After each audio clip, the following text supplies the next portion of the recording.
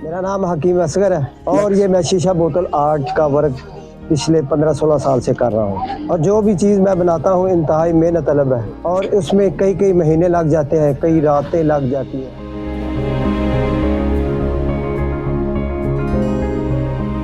इसमें इतना ज़्यादा मैंने जो है ना टाइम सर्फ किया, इतना ज़्यादा हार्ड वर्किंग की, मेहनत की, हर चीज़ को बनाने में दिलो जान से मैंने कोशिश की है।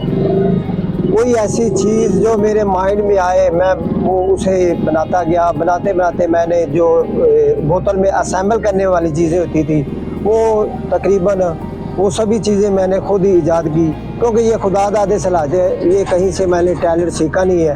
मेरे पास कोई कारखाना नहीं है इन चीज़ों को बनाने के लिए। मैं रेगमार, छुरी, रवायती जो चीज़ें उनको ही बनाता हूँ।